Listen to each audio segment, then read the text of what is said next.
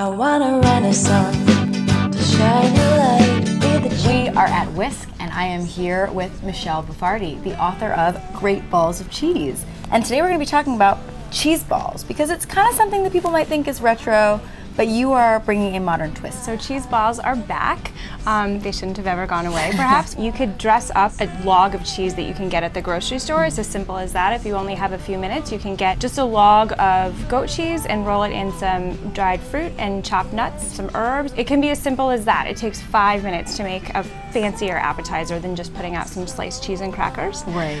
If you have a little bit more time, you can make sort of the quintessential old-fashioned cheese ball that you can buy in the grocery store, but it's much better if you make it yourself. You can make a port wine cheese ball. It's just cream cheese, port wine, and cheddar cheese, and you mash it all up and roll it in nuts, and you have a kind of retro, really fun, a little bit boozy, totally addictive snack. It's really, really good. And let's talk about the types of cheese here, because you mentioned cream cheese. There are obviously some cheeses are never going to do well in a cheese ball. What do you recommend?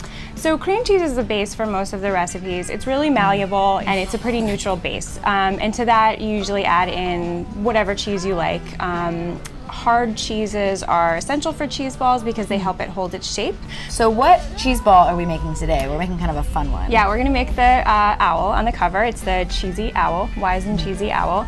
It's really easy to make. So it's just cream cheese that you want to get to room temperature. So this recipe, it's 1 cup of shredded cheddar and 16 ounces of cream cheese, which is 2 bricks of cream cheese. So you're just gonna mash that all up. To that you're gonna add 2 tablespoons of diced shallots, 1 teaspoon of Dijon mustard, and a ½ teaspoon of salt, and a 1/4 teaspoon of Worcestershire sauce, which you can measure, or it's like 4 dashes. And you just mash that all up until it's good and blended. You need to use a little bit of elbow grease.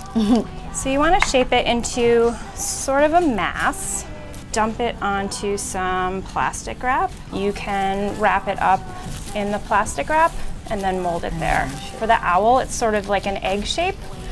So you make a little owl body. So you have your owl shape, and then you just put it in the refrigerator for about 2 hours. So our cheese ball has refrigerated For 2 hours, so it's nice and firm. So he needs a face, and what you can do is use little mini crackers, and you can trim a little bit off of the back of him to make a glue. The cream cheese will act as a little bit of a glue, and you'll need it on the front and the back. So you just stick it on where you want his eye to be.